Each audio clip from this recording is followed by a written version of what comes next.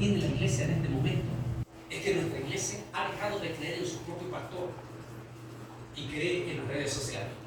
El problema es que esa gente en las redes sociales usted no lo conoce. Usted no sabe quién es, quiénes son, de dónde vinieron, o quién los está financiando. A partir de ese momento ellos comenzaron a enseñar que la iglesia pasa por la gran tribulación. Pero los que enseñan esto tienen serios, gravísimos problemas. Al explicar Mateo 24, Daniel 9, Daniel 12, Lucas 21, Marcos 13, Jeremías 30 y Apocalipsis 7. Todos esos capítulos específicamente están hablando de Israel. Totalmente de Israel. No están hablando de la iglesia, están hablando de Israel. ¿Por qué en todo el periodo de la gran tribulación, tanto Mateo, Lucas, Marcos, específicamente hablan de Israel y no de la iglesia? ¿Es que acaso creen ustedes que Dios se le olvidó hablar de la iglesia en la gran tribulación?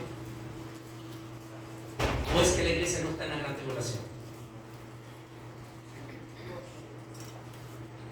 Tal vez el pasaje más poderoso está en Daniel capítulo 9, con el mayor de los respetos.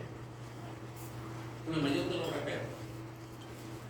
No estoy en contra, no estoy en contra. Jamás nunca de nuestras traducciones. La mejor traducción que existe en español va a ser siempre, nadie le va a quitar ese puesto, Reina Valera. Y la mejor traducción en inglés, nadie le va a quitar ese puesto, es la King James. Sin embargo, nuestros traductores entienden, pónganse los zapatos de ellos. Había muchísimas palabras en aquel momento que ellos consideraron que no era correcto traducirlas como estaban, porque la iglesia misma no lo iba a entender. Hay que entender eso. Es como cuando ¿sabían ustedes que hasta el siglo IV de nuestra era cristiana, el Antiguo Testamento era de 40 libros, no de 39, era 40 libros? Hasta el siglo IV de nuestra era cristiana.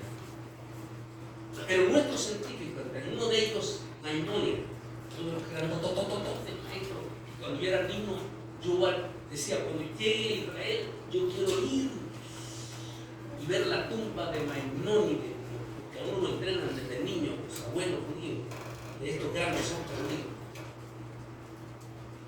¿Por qué tomaron una decisión del pueblo judío de sacar el libro de Enoch de los libros de la Biblia? Y la respuesta está allí en el que pusieron ellos. Dijeron que el libro de Enoch era un libro altamente científico y que el pueblo judío no estaba en capacidad de entender el libro de Enoch y que por tanto lo sacaban del canon y dejaban que fueran nuestros científicos los que en la parte final hablasen del libro de Enoch. ¡Wow! Tremenda palabra profética. Porque exactamente los que están hablando hoy en día del libro de Enoch son nuestros científicos. Son ellos los que hablan acerca de los alienígenas, que vamos a hablar un poco mañana. Son ellos los que dan explicaciones porque las respuestas las encuentran en Enoch. Enoch habla de esos vigilantes. Dice que son de 3 a 5 metros de altura. Y Enoch es el que nos da secreto de que hay 2 clases de vigilantes: los buenos y los malos. A los malos él le llama los vigilantes caídos. Él dice que estos vigilantes caídos fueron, antes de que se rebelaran contra Dios, fueron los encargados, dice Enoch, de instruir a la población que se iba multiplicando de los descendientes de Noé. Su misión era incluir. Por eso uno se pregunta, llegan los españoles a México y y con ellos los jesuitas. Y no olviden ustedes que los jesuitas se consideraban la NASA de aquel entonces. Y los jesuitas enseñaban que la tierra era cuadrada, ¿se acuerdan? Lo que pasamos por la escuela, la teoría. Y quienes se atrevían a decir lo contrario, no olviden lo que casi le pasa al pobre Galileo. Y cuando llegan los españoles a México, encuentran a los indios aztecas que ya enseñaban que la tierra era redonda, enseñaban que la tierra giraba sobre su propia eje, y descubren que los mayas tenían medidas precisas de los eclipses solares y de los eclipses lunares. Entonces viene la pregunta de los científicos: ¿quién les enseñó a los mayas eso? ¿Quién les dijo a los mayas eso si eso se tiene que ver con ojos desde arriba?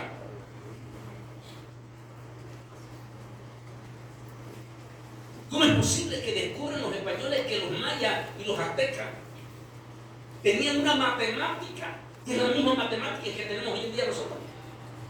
Yo dice, ¿quién les enseñó esa matemática? Y cuando usted sube a las pirámides, se va a las paredes y ve los famosos dibujos que ellos tienen de seres que los visitaban. ¿Quiénes eran esos seres?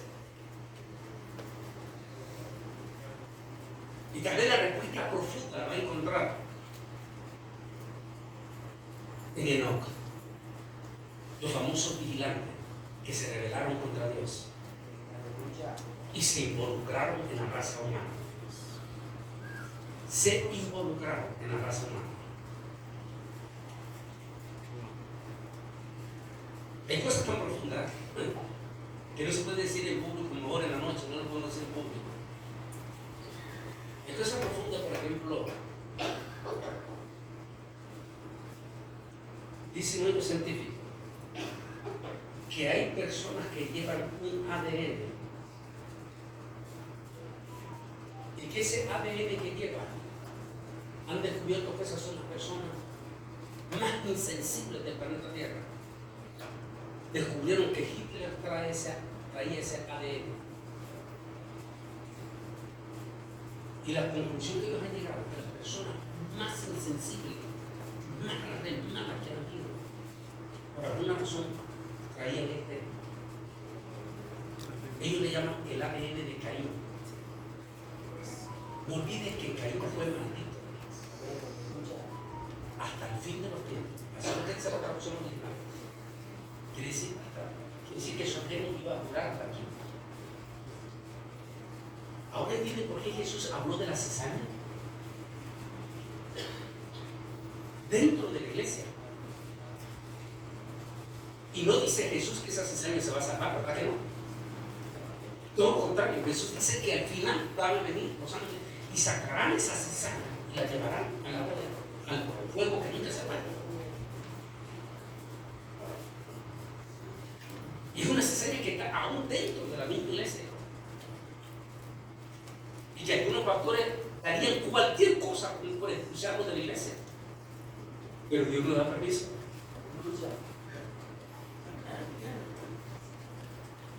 ¿Por qué? Porque esa misma persona que puede traer ese ADN tiene hijo, hija, que a lo mejor pasó el genio de Dios. Al expulsar a esa persona, vas a destruir a los que verdaderamente son.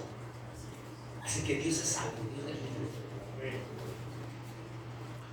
Solo así se puede responder cuando está un grupo de judíos, un buen grupo, que se unos 50 o 100 judíos, que quieren apedrear a Jesús. Y viene Jesús y se voltea a ellos y le dice: si vosotros fueres hijos de mi padre Abraham, del padre Abraham, me recibiría. ¿Saben ustedes quién es Jesús? A ver, díganme, ¿saben ustedes quién es Jesús?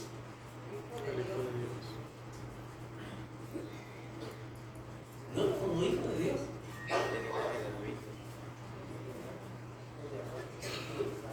Dios mismo.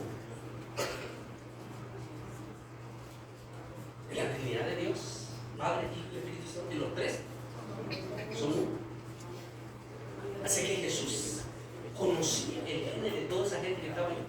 Él es Dios. Y Él le dijo, si vosotros puedes de mi parte hablar, me recibirían. Pero vosotros sois de nuestro Padre el diablo. ¿Qué es lo que vino Jesús de él? Y era judío. Pero recuerden que dentro del judaísmo, cuando salieron de Egipto, salieron muchos egipcios que se hicieron judíos, mujeres que se hicieron judías, y ese género traspasó y se metió, ya los niños estaban bien regados. Es lo mismo con la iglesia de la cizaña.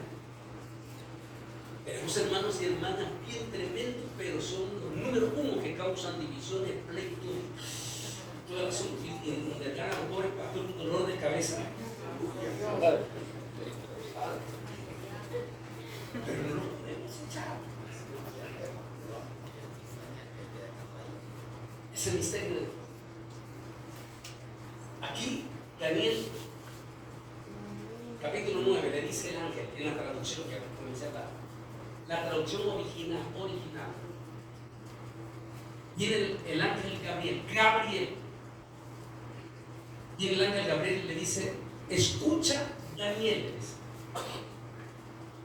el trato de Yahweh, Jehová, con tu pueblo en la semana 70, el trato de Yahweh en la semana 70, que es la gran tribulación que nosotros conocemos, dice, el trato de Yahweh en la semana 70 será, y nota la palabra que dice exclusivamente, le dice, será exclusivamente con tu pueblo Israel. Si el trato de Dios en la gran tribulación es exclusivamente con el pueblo de Israel, ¿dónde está la iglesia entonces? ¿O usted cree que Dios va a ignorar a la iglesia entonces si estuviera en la gran tribulación? ¿Se olvida de la iglesia? Entonces, ¿cómo es que está hablando el ángel Gabriel? Y no importa que sea Armando Alducci, y no importa que sea este español. ¿A quién le quiere creer usted mejor? ¿A Armando Alducci o a Gabriel? ¿Y por qué a Gabriel? Porque es uno de los 7 grandotototototes, de los grandototes que están alrededor del trono majestuoso de Dios. Aleluya. Las 24 horas. Y Gabriel le dice, el trato de Yahweh será exclusivamente con tu pueblo de Israel. Si el trato es con Israel, entonces ¿dónde está la iglesia?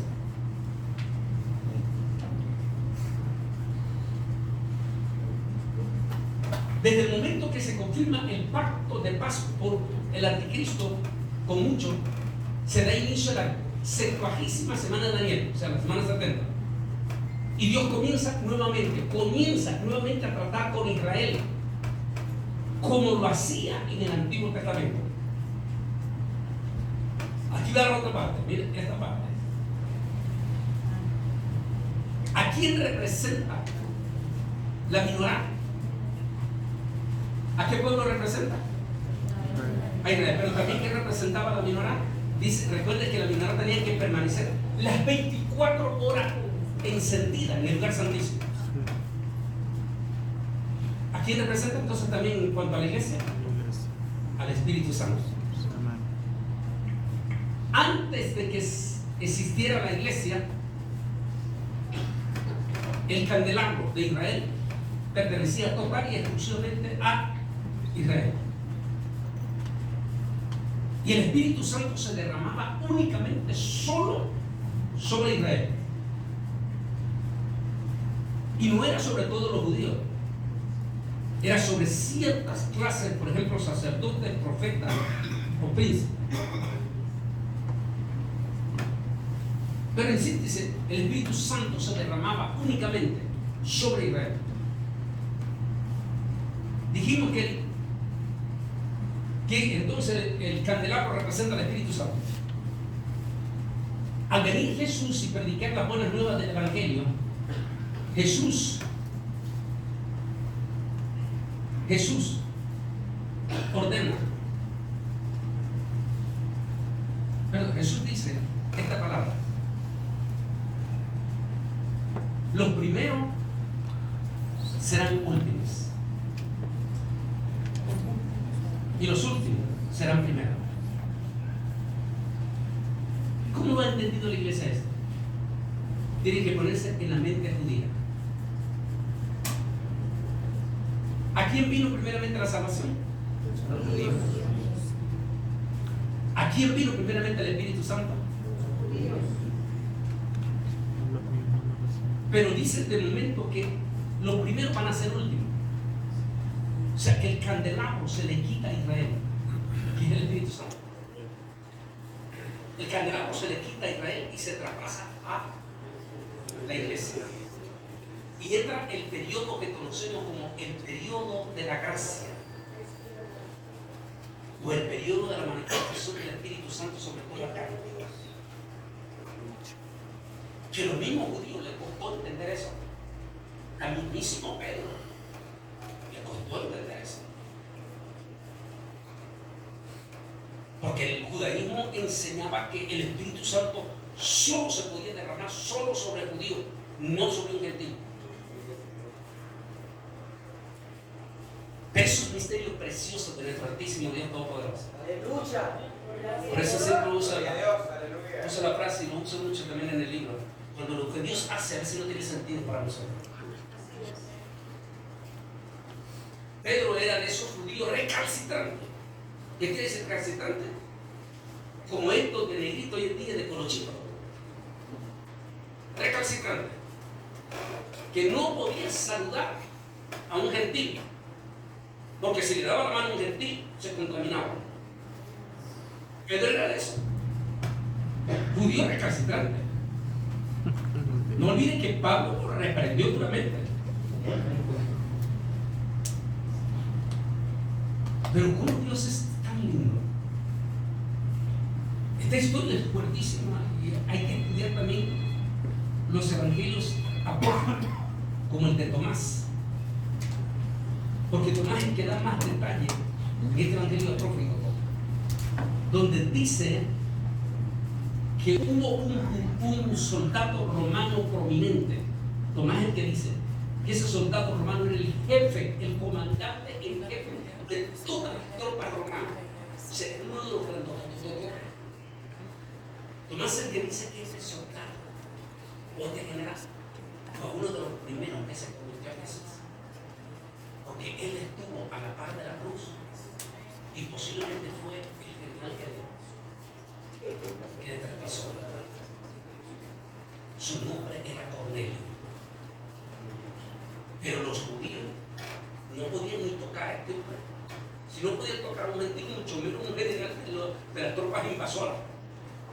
Israel era uno de los invasores de Israel. Así que un judío jamás le iba a dar la mano a Cornelio. Era alguien, lo peor que podía estar ahí. Pero ¿cómo Dios prepara el corazón? Está en Jope, Pedro. Ya va a ser la hora de la comida. Ese va a ser por ahí de las 12, 1 del mediodía. Pedro está en la oración novena. Porque él empieza a orar. Cuando el momento Pedro tiene una experiencia por el Señor. En la visión el Señor le muestra lo que ya ustedes han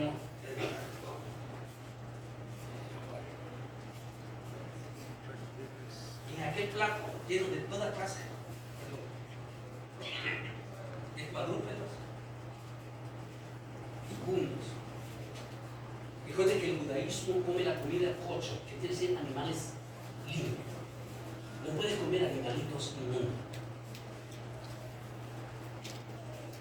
Cuando Dios le dice, Pedro, come.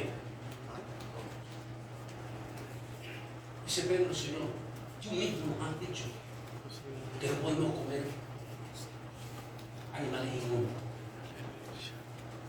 Le dice el Señor, ¿por qué tú llamas inmundo a lo que yo he santificado? Aleluya. No está hablando necesariamente de la comida. Está hablando de un aspecto espiritual. Dice, eso está bien informado en toda la comunidad judía de hoy en día, allá en Israel. Se dice, y eso se conoce en todos los judíos, se dice que cuando llegaba un soldado romano o un romano y tocaba la puerta de su casa, se asomaba usted como lo hacen hasta hoy en día, para ver quién es. Y si miraban que era un soldado romano o un romano, no le abrían la puerta. Mire qué perfecto que es Dios. Prepara a Pedro. Al otro lado, allá, en Cesarea Marítima, que está hoy ahí cerca de Tel Aviv. También Dios estaba manifestándose a Cornelio. O se le había manifestado a Cornelio. Y el Señor le había dicho: manda a uno de tus soldados a Jope, a tal casa, y allí encontrarán a Pedro. Y díganle que venga a tu casa, y Pedro te dirá lo que tienes que hacer. El general Cornelio manda a sus soldados para ir a la casa de Pedro. Y al otro lado, Dios está hablando de una vez a Pedro, preparando a Pedro. Y en ese momento, cuando le dice el Señor: ¿por qué tú llamas inmundo lo que yo he santificado? Y en ese momento reacciona Pedro y le dice el Señor: dentro de unos minutos van a tocar la puerta de tu casa. Ábrele y ve con ellos a casa de Cornelio, porque yo tengo un propósito. Aleluya. ¿Qué hubiera pasado si Pedro no recibe esa visión y llegan los soldados romanos? Dígame, ¿qué hubiera pasado? No le abrió la puerta. Ni a garrote hubiera ido Pedro a la casa de Cornelio. Porque Pedro era de esos judíos que no podía tocar la mano de un... Qué lindo, qué perfecto que es nuestro Dios, ¿verdad? Amén, aleluya. Por eso siempre digo yo que a veces la religiosidad cierra las puertas, ¿no? Es el gran problema que hemos tenido muchísimo en nuestra iglesia evangélica, que ponemos por delante la religiosidad que la gracia de Dios. Que si no andas así, que si no haces aquí, que si no te pones así, que si no haces aquí, no entras. Santo es Dios, aleluya. Que si no te bautizaste en el nombre de Jesús, como que si el bautismo es más importante que la sangre de Cristo. Aleluya. Dios. Y el ultralegalismo. Que si mi hermano no anda así, que si mi hermano no anda así. Y cerramos las puertas a la misericordia de Dios, a la gracia de Dios. Por los eso se llama prejuicios religiosos. Aleluya. A veces tenemos que interponer los prejuicios a un lado y abrir la gracia. ¿Y sabe de quién aprendimos eso? Del maestro de los maestros. Aleluya. Ahora en octubre 5 yo estoy llevando un grupo de peregrinos a Israel. Y siempre que llevo los grupos, les aclaro al grupo: no vamos de turismo, vamos de estudio. Y vamos a visitar los lugares que son reales, porque su servidor vivió y estudió allá. Soy yo quien escojo los lugares, no es la gente, no es el guía. Y uno de los lugares que me gusta llevarlo es allí, en ese lugar que todavía está allí en Jerusalén escondidito. Llegó ese día un Shabbat. Era un sábado por la mañana, 9, 10 de la mañana. Llegó el rabino a esa sinagoga y le dieron nosotros, todos los enfocados religiosos, le dieron el privilegio al rabino Yeshua de Nazaret, porque era famoso. Y toma el púlpito. Y cuando está en el púlpito, entra un encorvado, ¿se acuerdan? Y entra y llega hasta el altar. Y le dice: Yeshua, ten misericordia de mí. Llevo 18 años esta joroba. Aleluya. Y todos los religiosos vamos a ver. Y le dice Jesús: hijo, eres libre de tu carga. Desaparece la joroba, se endereza. Y en lugar de aquel religioso de alegrarse y glorificar a Dios, no se alegraron. Buscan su precepto religioso, se baja y le aprenden Señor, quiere ser sanado. 6 días hay para que vengas a la sinagoga y pidas oración por enfermedades o todo. ¿Por qué tenías que venir a quebrantar el 7º día? Se voltea a Jesús y le dice: hipócritas. Santo, ¿Acaso aleluya. cuando tu burro se va en un pozo el día de Shabbat, no vas y quebrantas el Shabbat para salvar la vida de ese burro? Pues aquí está alguien mucho más importante que un burro. Así es, aleluya. El hijo de Abraham. Un hijo de Abraham que tenía 18 años con esa carga. ¿No crees que debería de ser líder aunque sea el Shabbat de esa carga? Dios.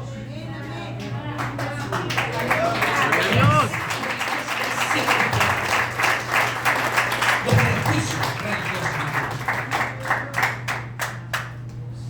Sergio, por favor, no me vayan a enjuiciar porque tomo Coca-Cola.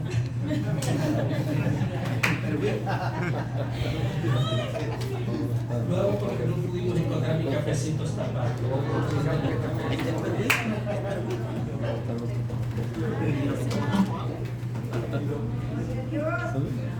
Entonces, después que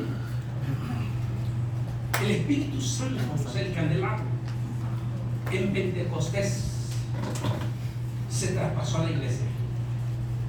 A partir de ese momento la iglesia comenzó a vivir lo que conocemos como el periodo de la gracia, que comenzó realmente para mí en la casa de Cornelio. Cuando llega Pedro a la casa de Cornelio, la casa está llena. Pero que entiendan una cosa: la gente que está aquí son romanos de la highlight. O sea, está hablando de la casa del general del ejército. Así que allí estaban todas las familias de este famoso, con los ricos poderosos. Llega Pedro a aquella casa. Según se cree que tenían más de 100. Cuando Pedro llega, por la cultura romana, recuerden que los romanos siempre, eso no se les ha quitado hoy en día. La Iglesia Católica Romana sigue teniendo el mismo espíritu. Los romanos, que siempre han sido paganos, es la costumbre de ellos de arrodillarse ante un hombre cuando ven que uno de todos se arrodilla y como hacen los evangélicos con Guillermo Maldonado.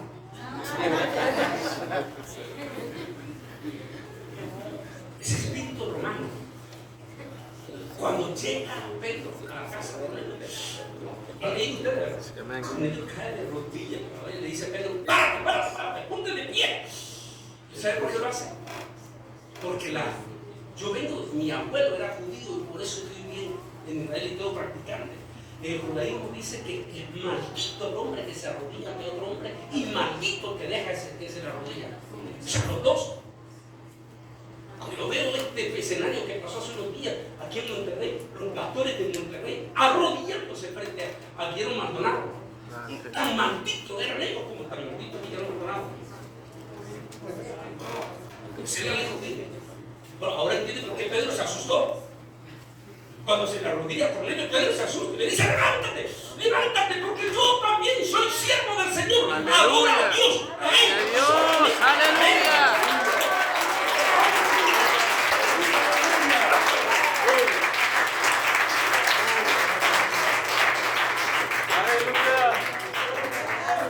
Y a partir de ese momento viene el mensaje de Pedro bajo la llenura del Espíritu Santo. El resultado, toditita aquella gente recibía a Jesús, pero todititos eran gentiles. Cuando todos reciben a Jesús, viene el Ruach, el Espíritu Santo, y se derrama sobre todos. Y Pedro se queda con los ojos de Javier. Pero si son gentiles. Aleluya. Aleluya. Así que para mí aquí es donde realmente comienza el periodo de la gracia. Aleluya. Amén. Gloria a Dios. ¿Y cuándo termina ese periodo de la gracia? En el arrebatamiento de la iglesia. Con el arrebatamiento de la iglesia se va la plenitud, es esa, la plenitud del Espíritu Santo. No es que se va el Espíritu Santo de Dios. Quiero que entiendan bien. Una cosa es, Dios está en todo lugar, el Espíritu Santo de Dios también. Aleluya. ¿Qué quiere decir plenitud? Que antes que la iglesia naciera, el Espíritu Santo se derramaba únicamente sobre los judíos. ¿Qué quiere decir plenitud? Que después de Pentecostés el Espíritu Santo ya no tiene sección de personas. Se derrama sobre Toda carne. griegos, mexicanos, lo que sea, todo. Hasta que termine el periodo de la gracia. Al finalizar el periodo de la gracia, que es con el arrebatamiento, se va la plenitud del Espíritu Santo. O sea, el candelabro se le quita a la iglesia. Y al quitarse el candelabro a la iglesia, ¿a quién cree usted que regresa el candelabro? ¿A Guillermo Maldonado? Todos se van a quedar. ¿A Cash Luna? ¿A él va a regresar el candelabro? ¿A quién regresa? No. ¿Quién tenía el candelabro antes de la iglesia? Israel. Ahora se cuenta la palabra, los primeros serán últimos y los últimos serán primeros. El candelabro. El Espíritu Santo vuelve a Israel. ¿Para qué? Para levantar a los 144,000 judíos.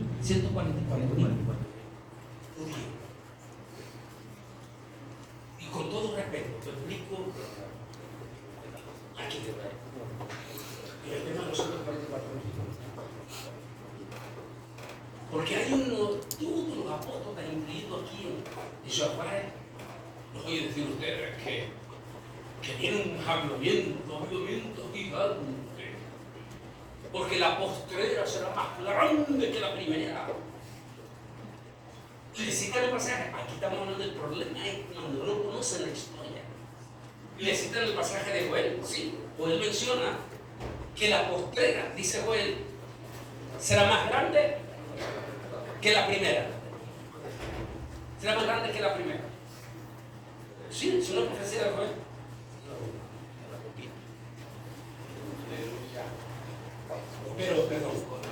Pero, pongan atención a la lectura de Joel. Lea bien el capítulo 3. Y va a darse cuenta que Joel dice, esta profecía es específicamente para la casa de Judá. O sea, para la casa, para Israel. O sea, no es profecía para la iglesia.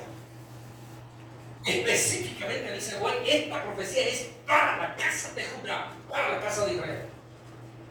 La postrera será más grande que la primera. ¿Por qué? Porque a Israel le va a tocar bailar con la más fea. Le va a tocar la gran tribulación. Le va a tocar enfrentarse cara a cara con. Solo Dios sabe si son las tres, porque no sabemos si la tercera va a morir antes del rapto o en el periodo del rapto.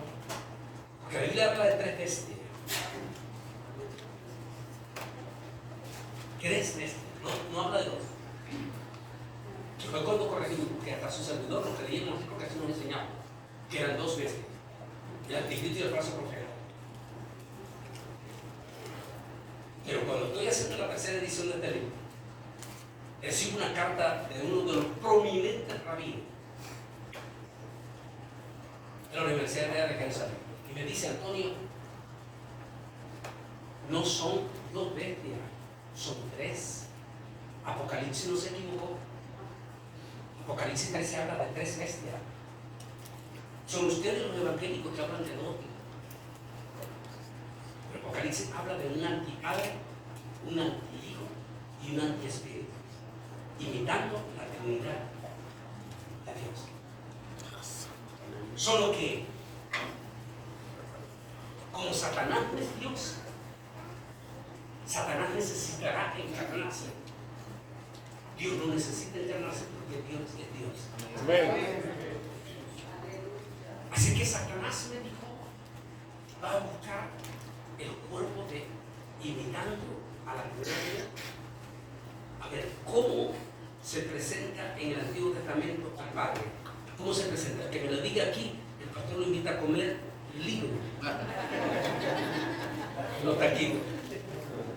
¿Cómo se identifica al Padre en el Antiguo Testamento? Físicamente hablando. Piensen.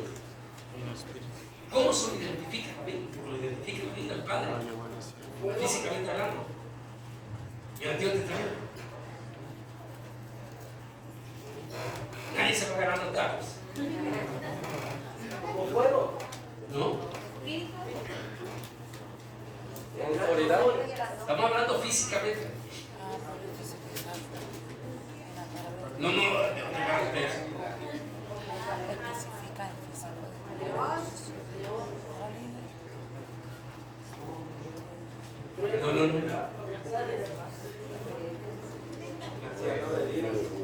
¿Quién dijo eso? El anciano de Días.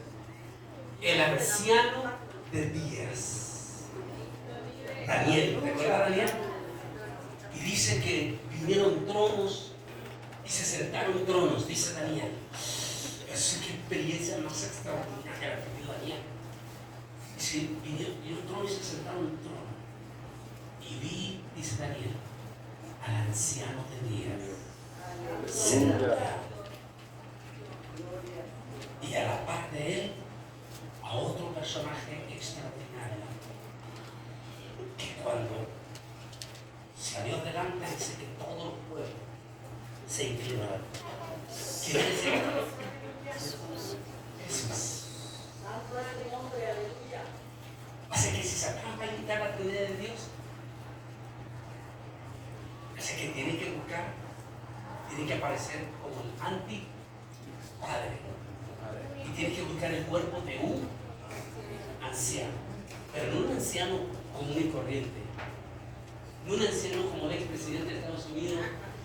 No va a querer no. Recuerden que una de las características número uno de Satanás es la soberbia. Así que él va a buscar un anciano soberbio,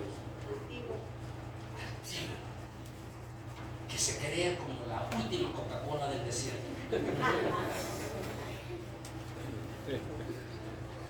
¿Ha leído usted Daniel, el anciano rostro fiero?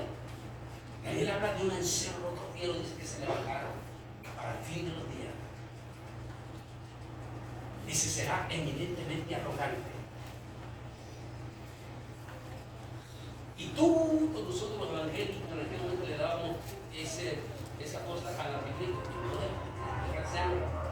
dice que del amor de las mujeres, pues la traducción que tenemos en español, en hebreo no está así. En hebreo dice, y después de abusar de las mujeres, las desprestigiará. Eso es lo que dice la Biblia. Será un anciano con grandísimos escándalos sexuales, eminentemente arrogante. Es el mismo cuerno que tenía ojos y una gran boca. Eso dice el cuerno pequeño. Dice Daniel que tenía una gran bocota, que cuando hablaba, cuando abría su bocota, y la tierra temblaba. No se les extraña que tenemos a alguien que parece. ¿Qué pasa cuando él abre la boca? Si no, pregunten a Claudia.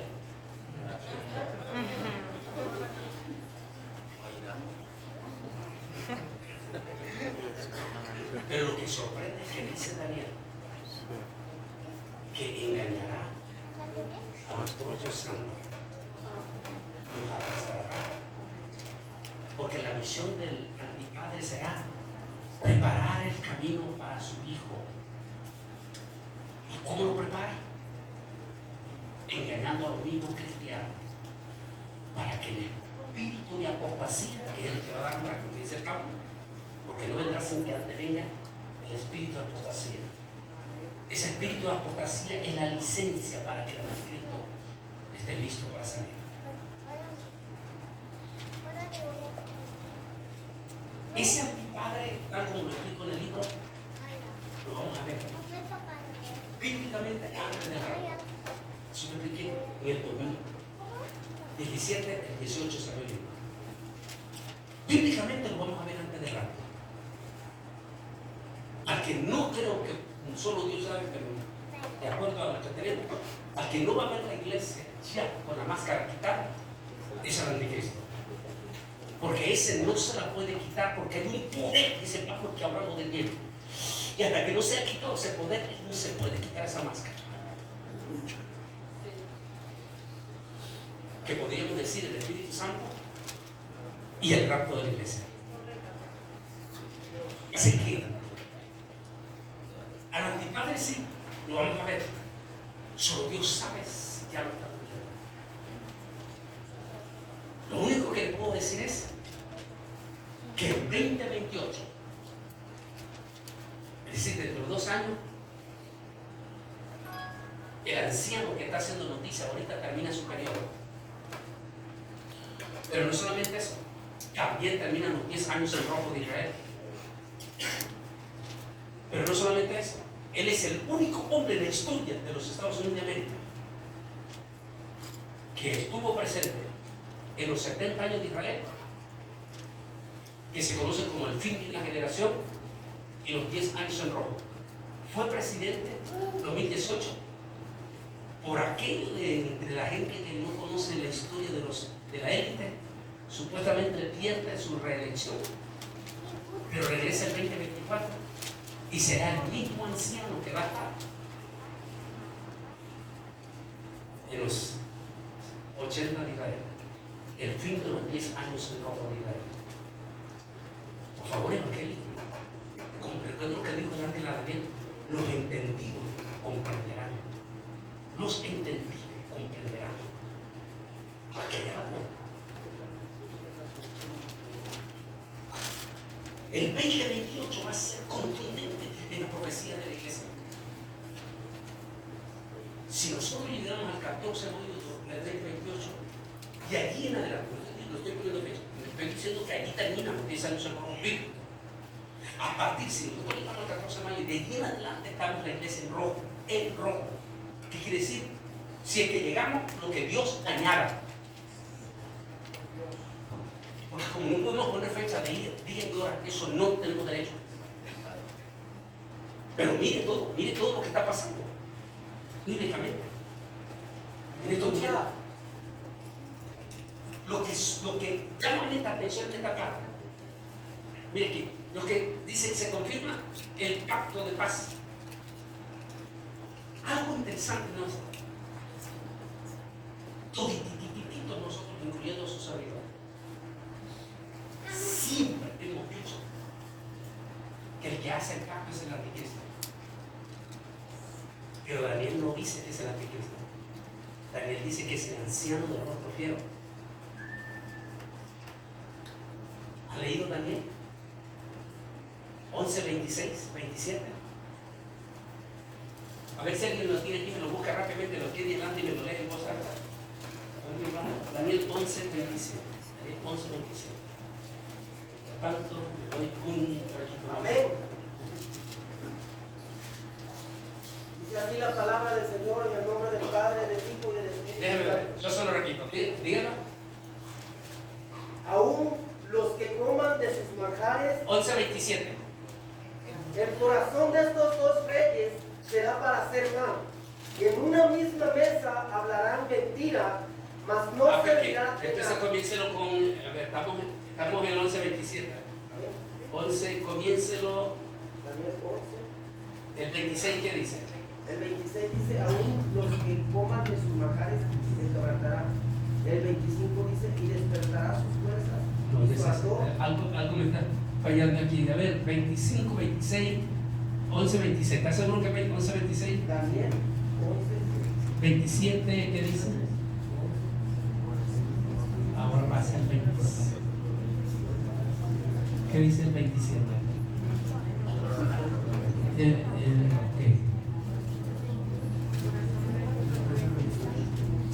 porque está hablando de lo mismo, pero pásenme al 9:26 entonces. 9:26. A ver. ¿Qué dice?